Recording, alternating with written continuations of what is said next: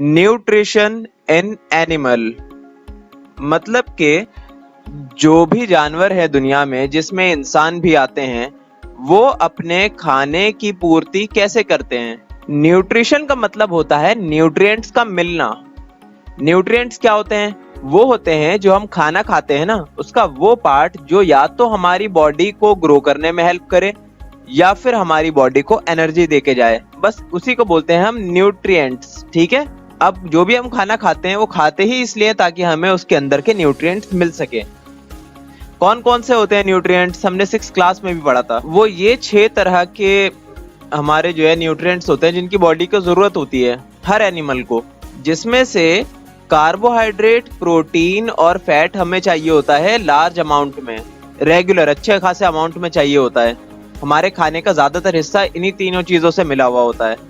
और बाकी की 3 चीजें जो होती हैं जैसे कि विटामिन, मिनरल्स और फाइबर्स, ये हमें थोड़ी थोड़ी मात्रा में चाहिए होती है। इन सारे न्यूट्रिएंट्स के अपने अपने बेनिफिट्स हैं। हमारी बॉडी में कुछ ग्रो कराने के लिए काम आते हैं हमारी बॉडी को, तो कुछ एनर्जी प्रोवाइड कराने के लिए। अब आगे कह रहे हैं कि हम जो भी खाना खाते हैं वो खाते हैं कॉम्प्लेक्स सब्सटेंस, है ना। जैसे हमने रोटी खाई तो उसमें बहुत कुछ मिक्स होता है ना।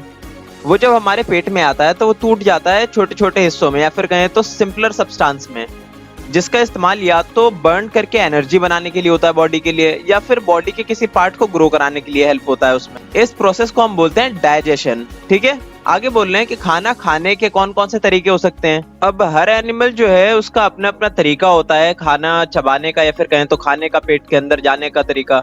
जैसे कि मछलियां जो होती हैं वो क्या करती हैं, वो तो टाइनी पार्टिकल्स जो पानी के अंदर होते हैं उन्हीं को वो फिल्टर कर लेती है अपने मुंह के अंदर जो है गिल्स के जरिए। जैसे कभी आपने मछलियों को खाना दिया हो पानी के अंदर, पानी के टैंक में, तो क्या करती हैं मछलियां? खा जाती हैं उस खाने को, पर साथ में पानी भी तो आता है उनके मुंह के अंदर, तो वो सब कहाँ चले जाता है? बाहर चले जाता है पीछे गिल्स से उनके, और रह जाता है क्या? खाली खाना फिल्टर होके। वैसे ही देखिए आपने सांपों को देखा होगा, वो खाने को चबाते ही नहीं है, वो क्या करते हैं डायरेक्ट जो है निगल जाते हैं स्नेक्स जो है अपने खाने को, और उसके बाद पेट में आके पचता है उनका खाना। और हम क्या करते हैं ह्यूमंस, हम चबाते हैं, पहले खाने को च्यू करते हैं अपने मुंह के अंदर, फिर उसके बाद उसे निकलते हैं। उसी तरह से देखिए एक्टिविटी 2.1 में कह रखा है कि अलग अलग तरह के जानवर हैं, वो किस किस तरह से खाना खाते हैं वो सब बता दिए मोड्स उनके। जैसे मॉस्किटो का मैं एक एग्जांपल दूं, ये क्या करते हैं, सक करते हैं ब्लड को ह्यूमन बॉडी से या एनिमल की बॉडी में से।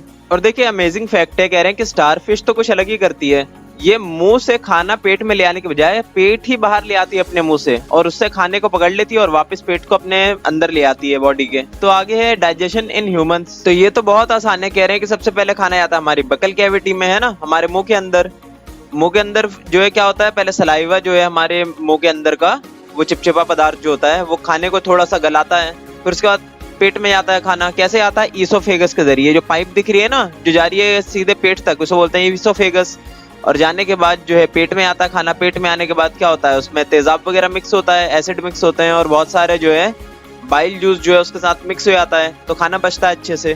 फिर उसके बाद क्या होता है, पेट से ऐसे घूमते हुए जाता है स्मॉल इंटेस्टाइन के अंदर खाना, है ना।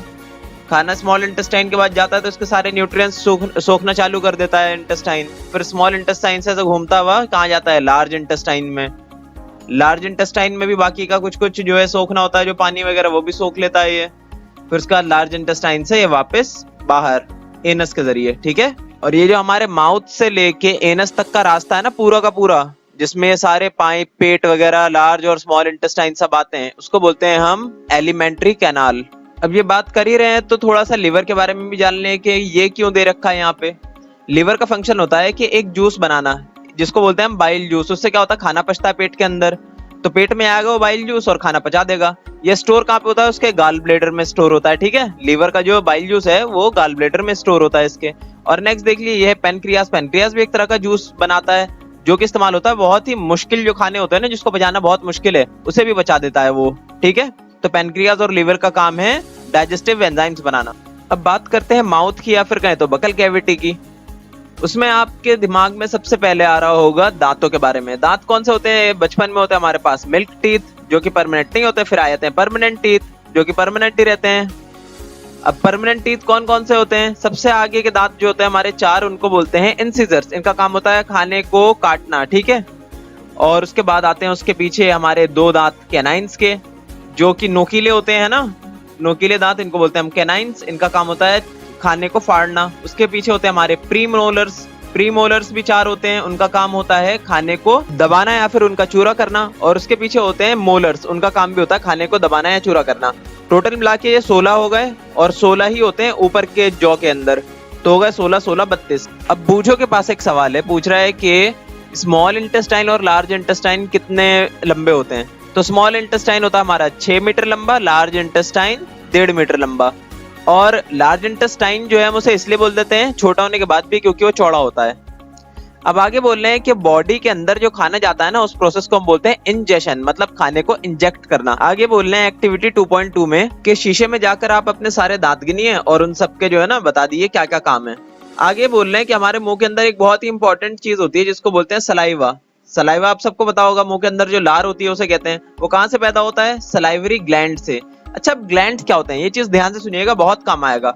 हमारे बॉडी के बहुत सारे पार्ट्स होते हैं, जैसे हाथ होते हैं, पैर होते हैं, है ना, नाक है, कान है, उन सबका कुछ कुछ काम है। वैसे ही हमारे बॉडी के इंटरनल ऑर्गन्स होते हैं, उनका भी सबका अपना अपना काम है। जैसे कि हार्ट है, फेफड़े हैं हमारे, है ना, लंग्स हैं, किडनी है, सबका अलग अलग काम है। वैसे कुछ बॉडी के वो सारे पार्ट्स होते हैं जिनका काम होता है सिर्फ केमिकल्स को रिलीज करना। उन केमिकल्स से क्या होता है, बॉडी के अलग अलग फंक्शंस पूरे होते हैं। तो उन्हीं पार्ट्स को हम बोल देते हैं ग्लैंड्स, ठीक है। जैसे कि हमारा लिवर, वो क्या करता है, बाइल जूस क्रिएट करता है जिससे खाना पचता है हमारा, तो हो गया ग्लैंड। जैसे कि पेनक्रियाज, वो भी जो है एक फ्लूइड प्रोड्यूस करता है जिससे खाना पचता है, तो वो भी हो गया हमारा ग्लैंड। वैसे ही हो गया हमारा सलाइवरी ग्लैंड, जो कि हमारे मुंह के अंदर होता है, जो क्या पैदा करता है, सलाइवा, जिससे खाना पचता है, ठीक है। तो अब देखिए इस एक्टिविटी में कह रहे हैं कि आप 2 टेस्ट ट्यूब लीजिए, एक में खाना रखिए आप पका हुआ, दूसरे में खाना जो है वो आप पकाने के बाद चबा भी लीजिए उसे थोड़ा सा मुंह के अंदर, और उसके बाद उसे रखिए टेस्ट ट्यूब में। अब क्या बोलेंगे, दोनों के ऊपर आप टेस्ट करिए स्टार्च के लिए। तो जब ए वाले में आप टेस्ट करेंगे ना, तो आपको पता लगेगा कि इसका कलर चेंज हो गया, मतलब कि इसमें स्टार्च है। जबकि बी वाले में आप टेस्ट करेंगे तो इसका कलर चेंज नहीं होगा, मतलब कि इसके अंदर स्टार्च नहीं बचा। तो वो स्टार्च गया कहाँ? स्टार्च होती है एक तरह की कार्बोहाइड्रेट, वो चेंज हो चुकी है किस चीज में? शुगर के अंदर। इसलिए यहाँ पे अब आपको स्टार्च का टेस्ट नहीं कर पा रहे आप। तो यही काम होता है हमारे सलाइवा का, खाने को ब्रेक डाउन करना, ठीक है। हमने सलाइवा से स्टार्च को ब्रेक डाउन कर दिया शुगर में, ठीक है। अब हमारे मुंह में एक और बहुत इंपॉर्टेंट पार्ट होता है जिसको हम बोलते हैं टंग या फिर जुबान। उसके 2 काम है, एक तो खाने को निगलना और दूसरा टेस्ट बड्स होते हैं उसके अंदर। तो अलग अलग पार्ट जो है ना टंग के, अलग अलग तरह के टेस्ट को सेंस करते हैं, जैसे कि खट्टा, मीठा, कड़वा, तीखा। अब कह रहे हैं कि दांतों को रेगुलर ब्रश करना चाहिए, अगर नहीं करेंगे तो क्या होगा, दांतों के ऊपर चिपका रह जाएगा खाना, और खाना चिपका रहेगा तो क्या होगा, एसिड प्रोडक्शन होगा वहां पे। और एसिड क्या करते हैं, हमारे दांतों को गला देते हैं। तो दांतों को गलने से बचाने के लिए हमें दांतों को साफ करना चाहिए रेगुलरली। अब देखिए कह रहे हैं कि जो हवा जो होती है ना हमारे गले से गुजरते हुए फेफड़े तक जाती है जब हम सांस लेते हैं तो, और वहीं गले से गुजरता है हमारा खाना भी, पेट में जाता है जब हम खाना खा रहे होते हैं तो। पर दोनों एक साथ नहीं होते, दोनों अलग अलग एक्टिविटीज हैं, एक टाइम पे सिर्फ एक ही होता है। इन दोनों एक्टिविटीज को अलग करने के लिए फ्लैप लाइक वेल्व्स का यूज होता है, ठीक है, जो कि एक बार बंद हो जाता है, लॉक हो जाता है, तो एक ही काम होता है एक टाइम पे। जैसे कि आप यहाँ पे देखिए, यहाँ पे देख रहे हैं, यहाँ पे वेल्व है ना, एक तरफ जो है आपके फेफड़े की नली जा रही है, ठीक है, और एक तरफ, तो यहाँ पे दोनों रास्ते अलग अलग हो रहे हैं। कभी कभार हम क्या देखते हैं कि हम खाना खा रहे होते हैं और वो गलती से फेफड़े की तरफ चला गया ना, तो हमें तेज खांसी आने लगती है और कफ होने लगता है ना। ये देखिए हमारे जुबान के अलग अलग हिस्सों में अलग अलग टेस्ट फील होता है। तो ये एक्टिविटी 2.4 में पूछा गया है कि आप जो है अलग अलग तरह के टेस्ट को फील करने की कोशिश करिए और बताइएगा कि कहाँ पे फील हो रहा है आपकी जुबान पे वो सब। नेक्स्ट देखिए फूड पाइप या फिर ईसोफेगस, ठीक है।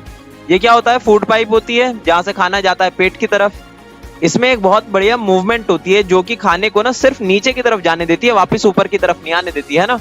इससे क्या होता है कि आप अगर उल्टे होकर भी खाना खाना चाहे ना तब भी खा सकते हैं, तब भी आपका खाना पेट में जाएगा। ऐसा नहीं है कि पेट से खाना निकल के बाहर आ जाएगा, ठीक है। पर पहली पूछ रही है कि कभी कभार ऐसा क्यों होता है कि अब हम उल्टी करते हैं तो पेट से खाना बाहर आ जाता है। उस टाइम क्या होता है, शरीर को ऐसा लग रहा होता है कि कुछ गलत चीज आ गई है पेट में जिसे बाहर फेंकना जरूरी है, ठीक है। नेक्स्ट देख लिए स्टमक का क्या काम होता है, बहुत अच्छे से पता है आपको, खाने को गलाना, ठीक है। उस गलाने के लिए क्या क्या होता है हमारे पेट के अंदर, अलग अलग तरह के तेजाब होते हैं। एक तो होता है हाइड्रोक्लोरिक एसिड और अलग अलग तरह के डाइजेस्टिव जूसेस भी होते हैं, और बाइल जूस भी होता है, ठीक है, जो कि लीवर प्रोड्यूस करता है, और पेनक्रियाज भी कुछ जूस प्रोड्यूस करता है, वो भी होता है उसके अंदर। अब एक बात बताइए, इतना खतरनाक जब एसिड्स हैं उसके अंदर, केमिकल्स हैं पेट के अंदर, तो पेट को नुकसान क्यों नहीं पहुंचता? तो उसका जवाब है कि पेट का जो अंदरूनी हिस्सा होता है ना, उसमें म्यूकस जनरेट होता है, जो कि एक लाइन क्रिएट कर देता है दोनों के बीच में कि पेट जो है उससे जो है इफेक्ट ना हो।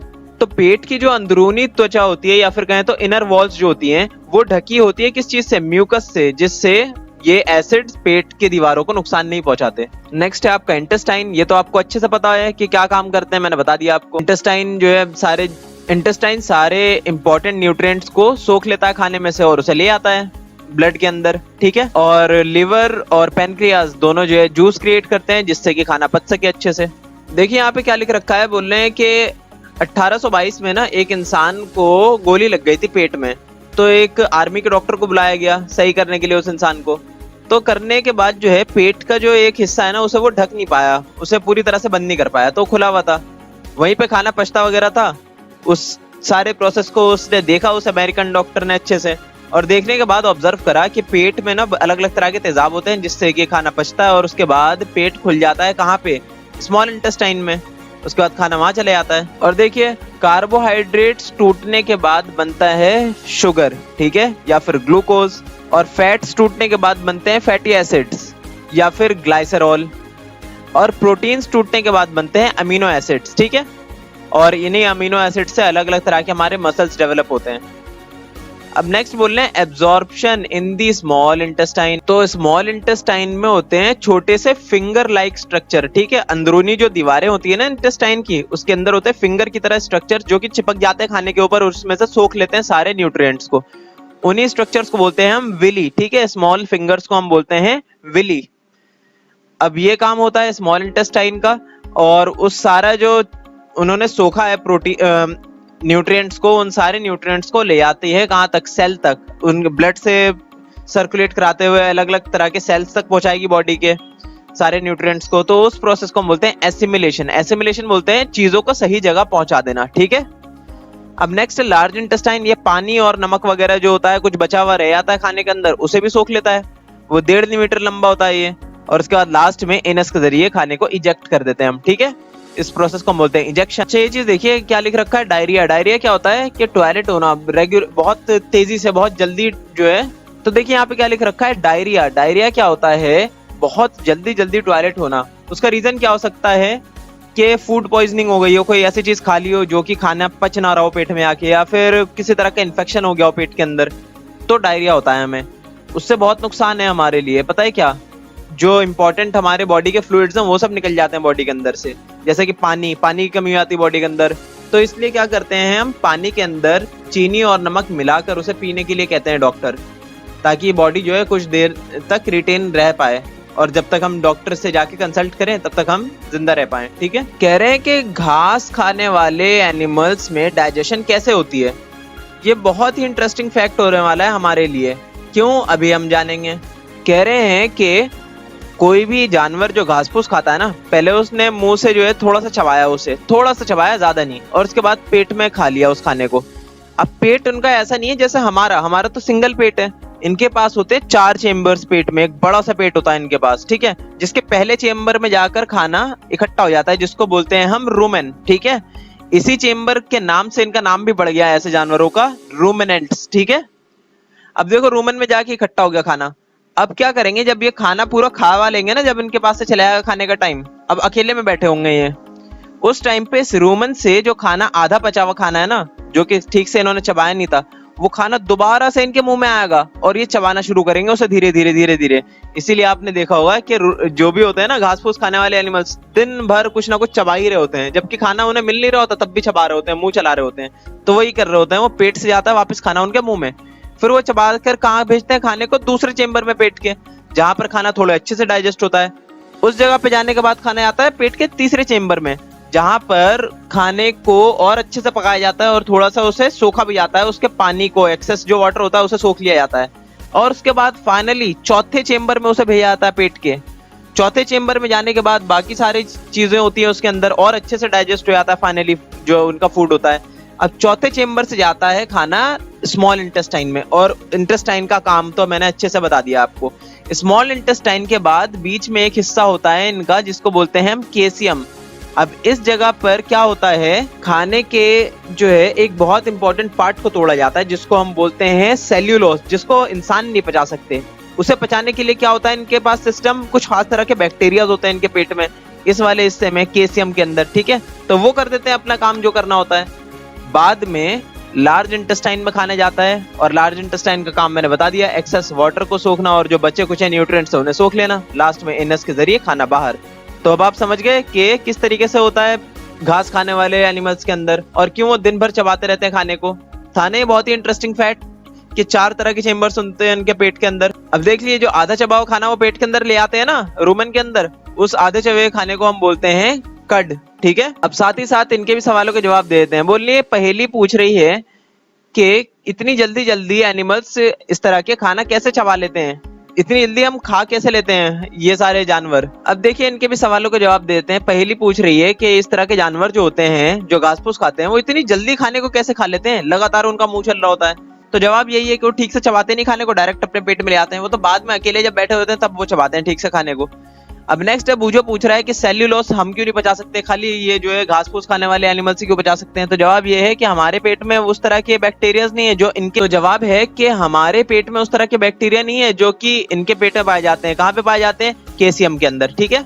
अब आगे देख लिया लास्ट में हमारा अमीबा किस तरह से खाना पचाता है। अमीबा क्या होता है, एक बिल्कुल ही इंटरेस्टिंग चीज है जो दुनिया के अंदर पाई जाती है। एक तरह का माइक्रो ऑर्गेनिज्म है, ठीक है, जिसके अंदर कुछ वायरस जैसे बिहेवियर होते हैं तो कुछ बैक्टीरिया जैसे बिहेवियर होते हैं। अलग अलग तरह की चीजें हैं इसके अंदर मिक्स हुई हुई, अलग ही टाइप का बैक्टीरिया है, अलग ही टाइप का कुछ माइक्रो ऑर्गेनिज्म है दुनिया के अंदर, ठीक है। इसके बारे में हम हायर क्लासेस में पढ़ेंगे कि क्या होता है। फिलहाल देखिए ये होता है बहुत ही छोटा सा ऑर्गेनिज्म जो कि खाने के जो है ना फूड पार्टिकल के आसपास अपने आप को फैला लेता है और उसके बाद खाने को अपने अंदर डाइजेस्ट कर लेता है, ठीक है। फूड का जो पार्टिकल है अंदर चला गया बॉडी के इसके। अब उसके बाद खाने को इसने पूरा ट्रैवल कराया अपनी बॉडी से अलग अलग जगह पे जहाँ पे इसे डाइजेस्ट कराना था, और उसके बाद इजेक्ट कर दिया।